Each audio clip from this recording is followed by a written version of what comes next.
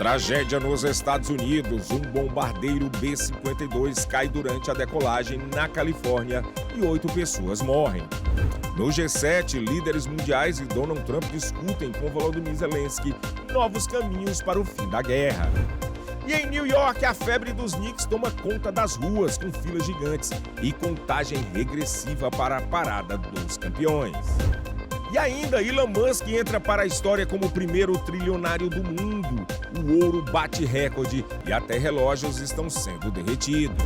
E no Brasil News na Copa, o alerta de Douglas Santos. Em Mundial não existe adversário fácil. E Alisson e Roger Banez garantem confiança para a busca da primeira vitória. E tem ainda a festa das torcidas em New York, o empate histórico de Cabo Verde e a confusão causada por um sósia de Neymar em um shopping de New Jersey. O Brasil News está no ar.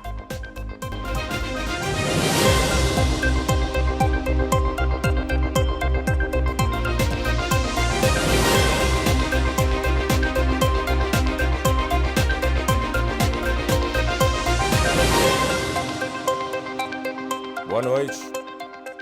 Um bombardeiro B-52 da Força Aérea dos Estados Unidos caiu durante a decolagem na Califórnia. As 8 pessoas a bordo morreram no acidente que ocorreu em uma missão de testes. A U.S. Air Force B-52 Stratofortress bomber crashed during takeoff Monday at Edwards Air Force Base in California's Mojave Desert, killing all 8 people on board. Air Force Colonel James Hayes says the aircraft was on a routine test mission when it went down on the runway just after leaving the ground. A large plume of black smoke rose from the crash site, visible for miles. Hayes said the mixed crew included government civilians, contractors, and uniformed personnel. Boeing, which built the aircraft, said 2 of its employees were among the dead. The flight was supporting a radar modernization program. Hayes said the cause of the incident remains unknown and is under investigation, but added that the crash was quickly deemed unsurvivable. Operations at Edwards Air Force Base have been grounded through at least Tuesday due to runway damage. The B-52 remains a cornerstone of the U.S. bomber fleet. According to aviation records, this is the first crash involving the aircraft type since 2016. Líderes do G7 se reuniram com o presidente da Ucrânia, Volodymyr Zelensky, e o presidente dos Estados Unidos, Donald Trump, na França, para discutir caminhos para o fim da guerra. O presidente da Ucrânia, Volodymyr Zelensky, e o presidente dos Estados Unidos, Donald Trump, se juntaram a líderes europeus para uma reunião de trabalho na cúpula do G7 na França, nesta terça-feira. O encontro, realizado entre os dias 15 e 17 de junho em Evian-les-Bains, às margens do Lago Genebra, reúne os líderes da França, Reino Unido, Canadá, Alemanha, Itália, Japão e Estados Unidos, além da União Europeia. Diplomatas europeus veem a cúpula como uma oportunidade para convencer Trump de que propostas anteriores dos Estados Unidos para encerrar os combates na Ucrânia foram favoráveis demais a Moscou. Países europeus querem sinalizar disposição para dialogar com o presidente Vladimir Putin, enquanto endurecem sanções contra a Rússia e ampliam o apoio militar à Ucrânia, enfatizando que é Moscou, e não Kiev, que bloqueia avanços. Na segunda-feira, o líder ucraniano afirmou que propôs uma reunião com Putin durante a cúpula do G7 para discutir o fim da guerra de 4 anos, mas disse que o líder russo não está disposto a conversar. Enquanto isso, a dinâmica no campo de batalha mudou. Drones ucranianos têm atingido áreas mais profundas do território russo para interromper linhas de abastecimento e prejudicar a infraestrutura energética. Putin sustenta que o aumento dos ataques ucranianos a alvos russos não mudará a situação no campo de batalha, segundo um conselheiro de política externa do Kremlin. E a conquista histórica do New York Knicks levou uma multidão à NBA Store na Quinta Avenida. Torcedores enfrentaram até 2 horas de fila para garantir bonés e camisas de campeão e já fazem contagem regressiva para a grande parada da vitória, marcada para esta quinta-feira, celebrando um título que devolveu o orgulho e a garra do basquete nova-iorquino. I was playing basketball in Brooklyn since a little kid, And I just think that this team from the Knicks just brought the same energy that it represents us basketball players that grew up in the neighborhood, that grit that they got, that fight back. It's been many a times that we playing and we think that we're better than someone, or they think that they're better than us, and we come back and we get that win. I was in it. I never seen nothing like that in my life. Never, never. For no event in New York, have you ever seen simultaneously people coming out of cars stopping in the street, people coming out of their homes, their windows, they on balconies, on the verandas. Everybody's just doing everything, and it seemed like all simultaneously, there's people just gathered in the street, 50 to 60,000 people. It was just amazing. Veja agora giro de notícias dos Estados Unidos. Às vésperas da grande parada dos Knicks em New York, a paixão pelo time já tomou conta das ruas. Em Brooklyn, crianças de um jardim da infância pintaram as próprias mãos nas cores azul e laranja para criar um enorme painel em homenagem à equipe. O prefeito Zohran Mamdani participou da ação e ajudou os pequenos artistas, que comemoraram com gritos de Go New York, Go New York, Go! A festa prepara a cidade para a tradicional Ticker Tape Parade, marcada para esta quinta-feira, celebrando um momento histórico para os torcedores do Knicks. Um chamado de rotina para localizar uma criança desaparecida terminou em um emocionante resgate no Texas. Policiais procuravam o menino perto da Dream Park quando avistaram uma peça amarela entre a vegetação às margens da água. Ao se aproximarem, encontraram a criança parcialmente submersa e desorientada, chegando a desaparecer sob a superfície em alguns momentos. Sem perder tempo, um dos agentes entrou na água e conseguiu retirar o menino em segurança. Após ser avaliado pelos bombeiros, ele foi liberado sem ferimentos. A maré alta e as fortes ondas aumentam o risco de alagamentos no litoral em Long Beach, na Califórnia. Equipes reforçaram a faixa de areia com barreiras para tentar proteger casas da força do mar durante a madrugada. Mas moradores temem que a natureza seja mais forte do que qualquer proteção artificial e seguem em alerta para possíveis inundações costeiras nas próximas horas. A seguir, o ICE divulga a imagem do brasileiro detido na Flórida.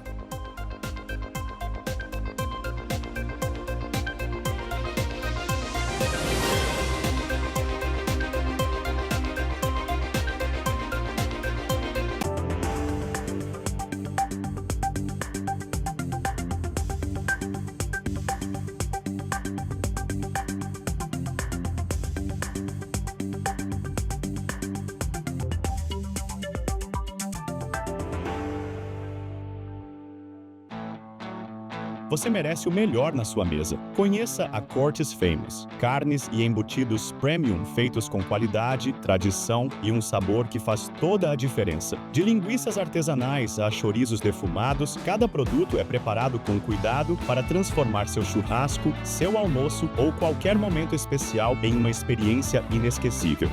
Cortes Famous, sabor autêntico, ingredientes selecionados e a confiança que sua família merece. Experimente hoje mesmo.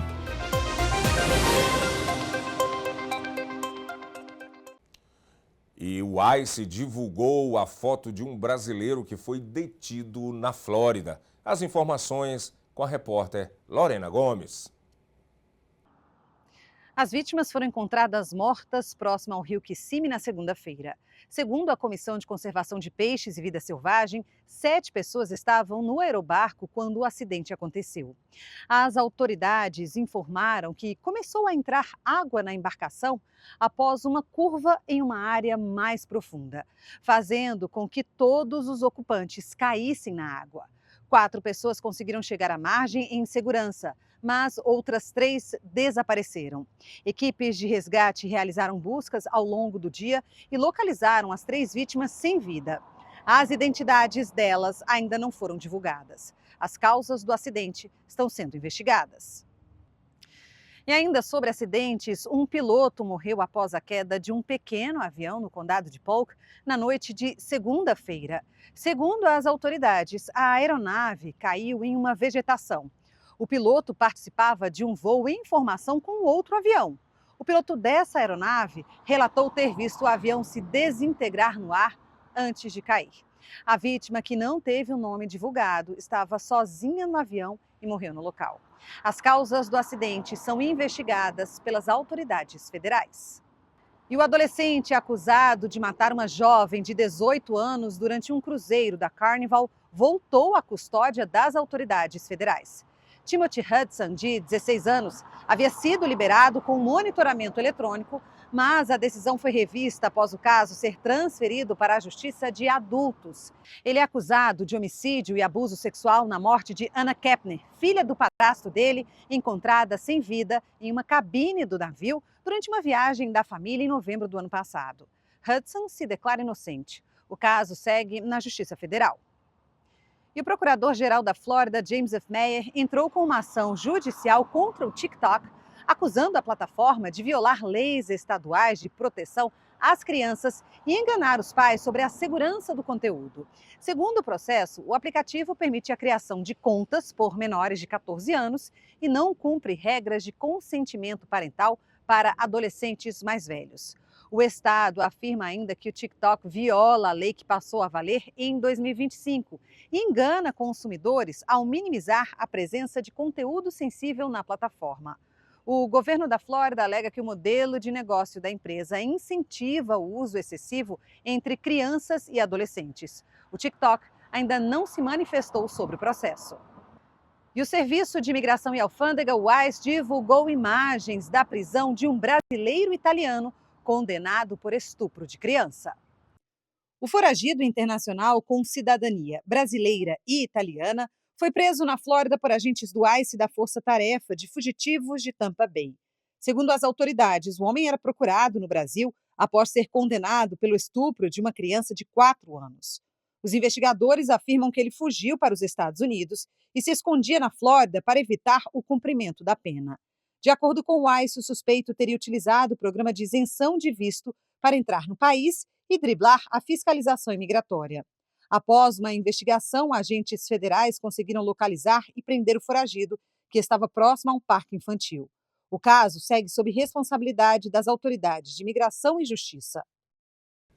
A Cruz Vermelha Boliviana levou alimentos e medicamentos para caminhoneiros presos há mais de um mês em bloqueios que paralisam estradas do país. Um grupo de instituições bolivianas entregou no domingo alimentos e ajuda humanitária a caminhoneiros presos nas estradas devido aos bloqueios que já duram mais de um mês em todo o país e que exigem melhorias econômicas e a renúncia do presidente Rodrigo Paz. A Cruz Vermelha Boliviana informou que uma segunda missão partiu nesta segunda-feira de La Paz em direção à rodovia que liga o país ao Chile para entregar alimentos e suprimentos médicos a milhares de motoristas retidos nos bloqueios. Já estamos há cerca de um mês parados aqui e é difícil por causa do clima, pela questão da alimentação, porque também não há. Ainda bem, obrigado a vocês por virem e nos trazerem ajuda. Isso ameniza um pouco a fome. A missão incluiu grupos institucionais e da sociedade civil, como a Defensoria do Povo e o Círculo de Mulheres Jornalistas de Oruro. A caravana conseguiu avançar apenas depois que os manifestantes permitiram a passagem da ajuda humanitária, após semanas em que tentativas semelhantes haviam fracassado.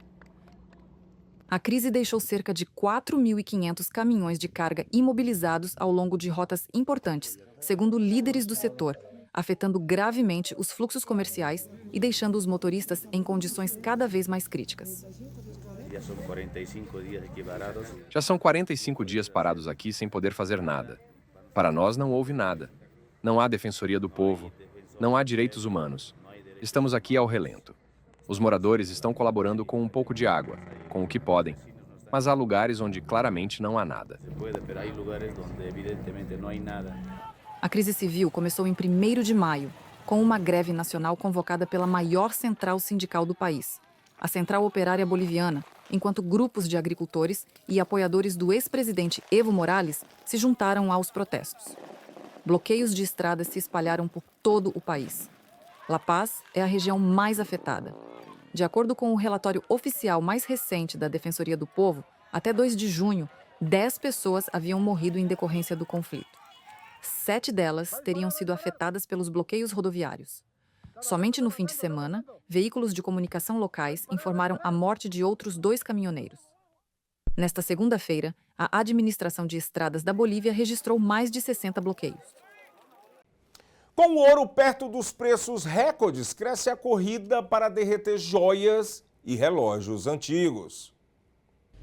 Com os preços do ouro perto de recordes, cada vez mais proprietários de relógios e pulseiras feitos com o metal precioso estão optando por derretê-los, em vez de vendê-los como estão. Algumas dessas coisas têm valor sentimental e outras não. O aposentado Mitchell Talisman, de Nova York, recorreu à fundição de alguns itens de ouro que pertenciam a seus falecidos pais para obter dinheiro. Passei a perceber que os metais preciosos estavam se tornando interessantes em termos de valorização de preço. Os preços do ouro quase dobraram desde 2024, chegando a cerca de $4.200 por onça.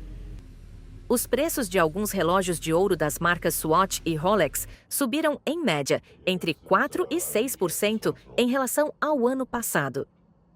Mas Talisman não queria lidar com o processo de venda de relógios antigos em sua posse. A ideia de tentar vender joias parecia muito mais complicada, por causa da autenticação e de todo o processo. Parecia exigir muito mais esforço do que eu queria ter. Já ir até um prédio comercial a meia hora daqui, ver essas coisas sendo derretidas em um cadinho e sair de lá com dinheiro na mão era praticamente exatamente o que eu estava procurando. Alguns relógios clássicos estão sendo derretidos porque o valor de seu conteúdo metálico supera o preço de revenda. Relógios podem conter desde uma pequena quantidade de ouro até mais de 200 gramas, o que significa que seu valor como sucata pode chegar a dezenas de milhares de dólares. Tenho algumas coisas que estão ocupando espaço e que realmente não me interessam. E decidir se vou derretê-las ou vendê-las é algo que vou avaliar quando chegar o momento. Elon Musk se tornou o primeiro trilionário do mundo, com uma fortuna estimada em 1,1 trilhão de dólares. Elon Musk se tornou o primeiro trilionário do mundo, no papel. Mas o que realmente significa sua fortuna estimada em mais de 1 trilhão e 100 bilhões de dólares? Para começar, esse valor é aproximadamente equivalente ao PIB da Suíça, a 20ª maior economia do mundo. Se você recebesse $1 por segundo, levaria 34.900 anos para alcançar 1,1 trilhão de dólares. Esse período no passado remeteria à era dos mamutes lanosos. Se empilhadas ponta a ponta em notas de dólar, 1,1 trilhão daria a volta ao redor do Sol 39 vezes. Mas a entrada de Musk no grupo dos trilionários, impulsionada pela abertura de capital da SpaceX, também é um símbolo da disparidade entre ricos e pobres. Em janeiro, a organização global Oxfam afirmou que a riqueza dos bilionários cresceu no ano passado para o maior nível já registrado, 18,3 trilhões de dólares. Isso enquanto 1 em cada 4 pessoas enfrenta dificuldades para se alimentar regularmente e metade da população mundial vive na pobreza. Em um confronto com Musk em 2021, o Programa Mundial de Alimentos apresentou um plano detalhado de como gastaria 6 bilhões e 600 milhões de dólares para salvar 42 milhões de pessoas à beira da fome. Com 1,1 trilhão de dólares, seria possível financiar esse plano por 167 anos. No próximo bloco no Brasil News na Copa, o lateral esquerdo Douglas Santos diz que na Copa do Mundo não existe jogo fácil. E o jogador ainda destacou que o Brasil precisa manter a concentração e o respeito ao adversário.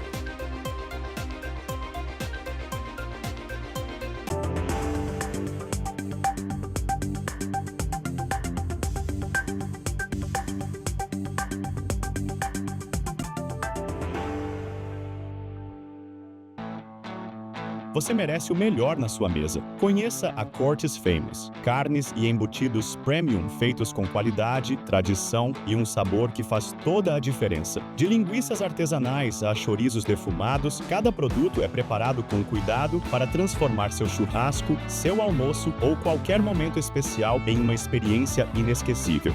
Cortes Famous, sabor autêntico, ingredientes selecionados e a confiança que sua família merece. Experimente hoje mesmo. Quando o assunto é importação e distribuição de alimentos, a escolha certa tem nome: Triunfo Foods.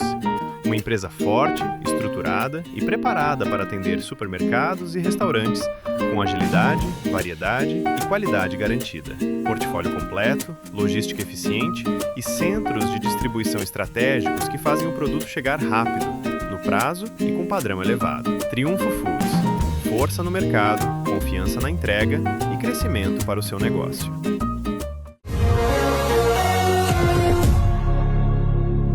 Em entrevista coletiva realizada na manhã desta terça-feira no Hotel The Reed, Douglas Santos mandou um recado direto.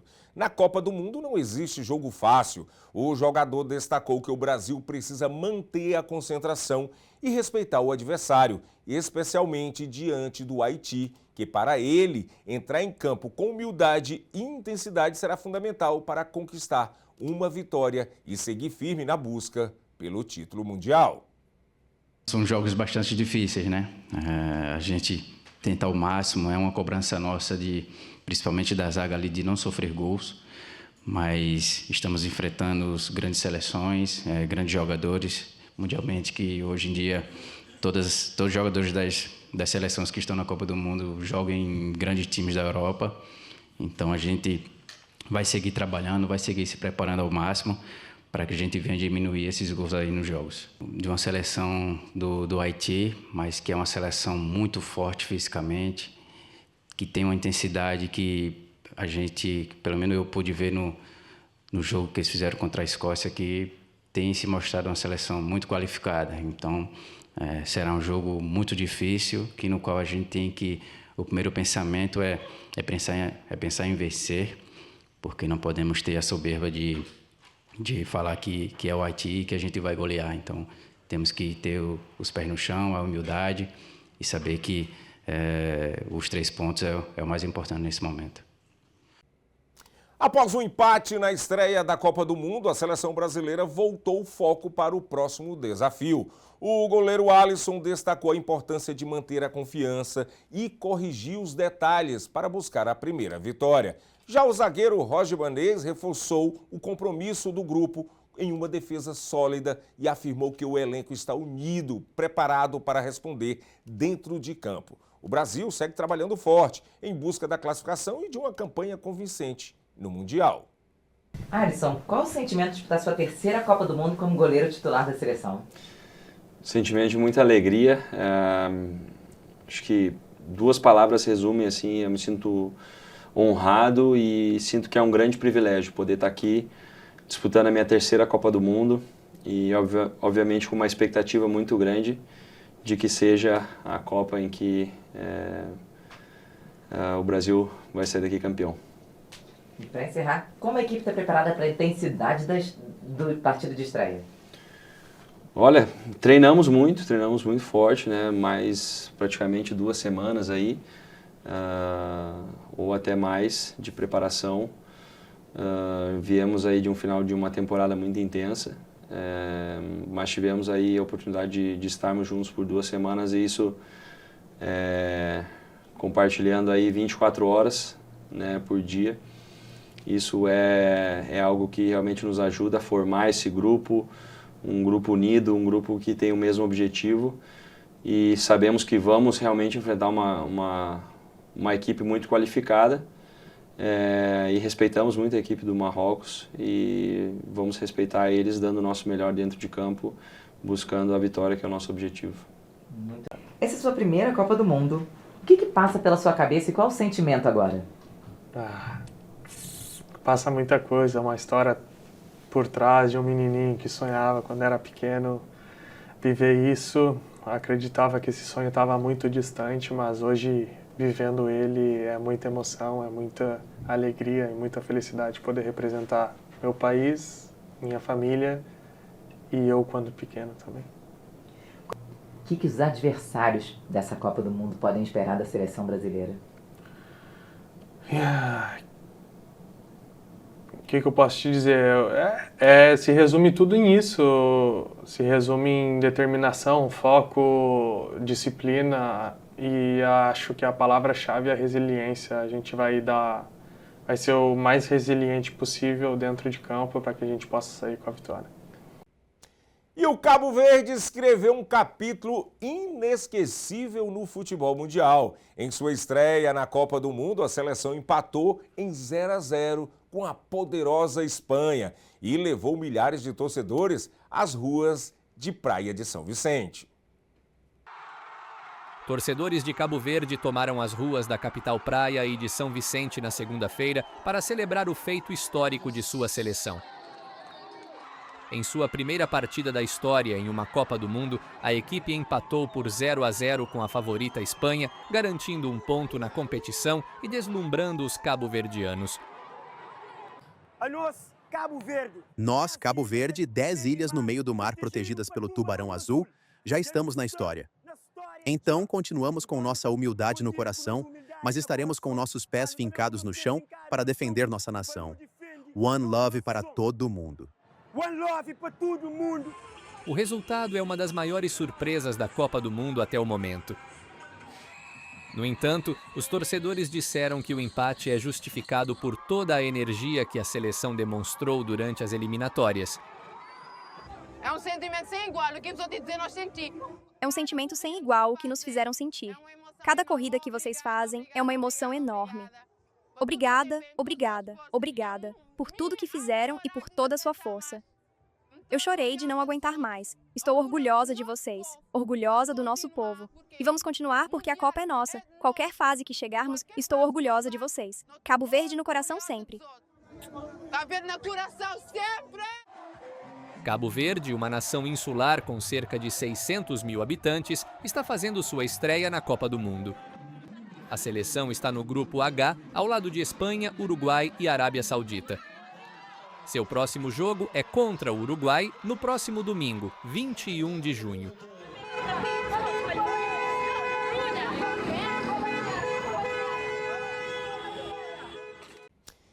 E amanhã, nosso país irmão Portugal estreia na Copa do Mundo contra a República Democrática do Congo, em Houston. O time já está no Texas, mas foi na Flórida que a equipe passou os últimos dias de preparação e atraiu a atenção de torcedores e da imprensa internacional.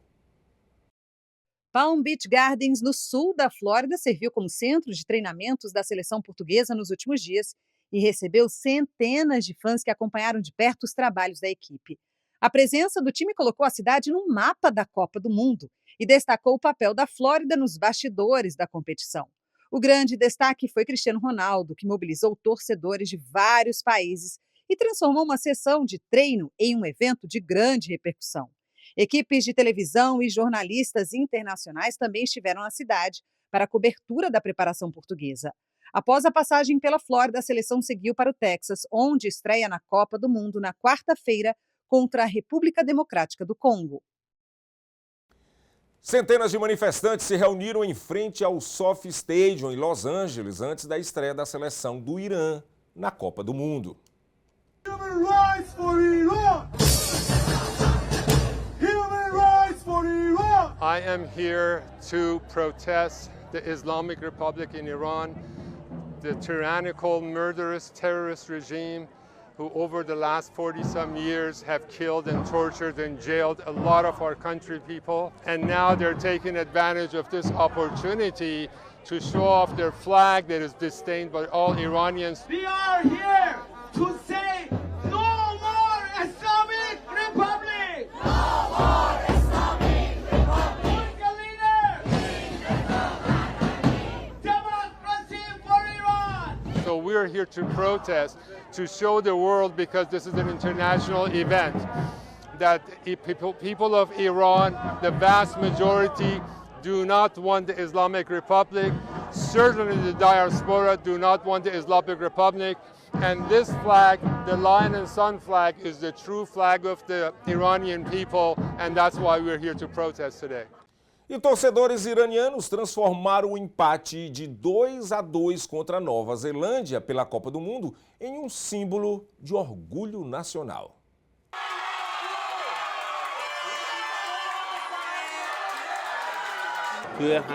Following these events and this war that occurred, from which we emerged proud and were able to stand against the world and come out victorious.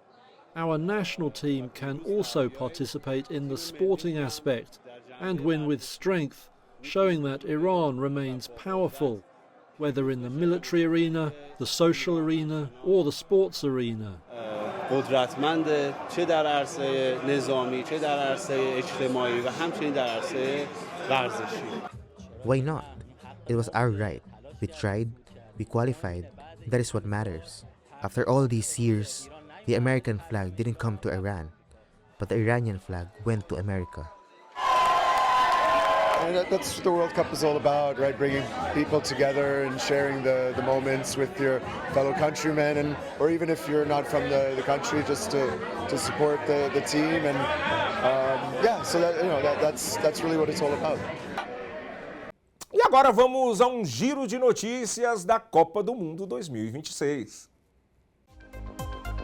A estreia do Brasil na Copa do Mundo transformou New York em um verdadeiro mar verde e amarelo.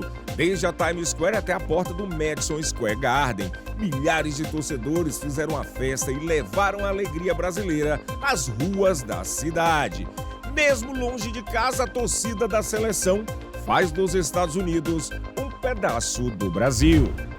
E mesmo após o empate na estreia da Copa do Mundo contra o Marrocos, a torcida brasileira mostrou que a paixão pela seleção continua mais viva do que nunca. A ponte do Brooklyn foi tomada pelo verde e amarelo ao som de batucada com réplicas do troféu da Copa e até a presença inusitada do Homem-Aranha que entrou na festa dos torcedores. A demonstração de apoio emocionou quem passava pelo cartão postal de New York e reforçou a confiança no sonho do Hexa. Agora a torcida já volta suas atenções para o próximo desafio. O Brasil enfrenta o Haiti na Filadélfia em busca da primeira vitória no Mundial. E um sósia do Neymar transformou um passeio em um shopping em New Jersey em uma verdadeira confusão. Aigon Oliveira, conhecido pela incrível semelhança com o craque brasileiro, foi confundido com o jogador e acabou cercado por centenas de fãs. Teve pedido de autógrafos, selfies, empurra-empurra, crianças chorando e até discussões com a polícia. A movimentação ficou tão intensa que os agentes precisaram intervir para controlar a multidão e algumas pessoas foram detidas. Tudo isso sem a presença do verdadeiro Neymar, mostrando o tamanho da paixão dos torcedores pelo ídolo brasileiro. E a Copa do Mundo tomou conta de New York. Torcedores da França, Argentina e Argélia transformaram a Times Square em um verdadeiro espetáculo de cores, bandeiras e muita animação. Em clima de amizade, as torcidas disputaram quem fazia a maior festa, cantando e incentivando suas seleções. A Argentina encarou a Argélia em Kansas City, enquanto a França enfrentou o Senegal em New York, New Jersey Stadium. Antes da bola rolar, quem venceu foi a paixão pelo futebol, que reuniu milhares de fãs em uma celebração inesquecível no coração de Manhattan. E chegamos ao fim de mais uma edição do Brasil News. Muito obrigado pela companhia e boa noite.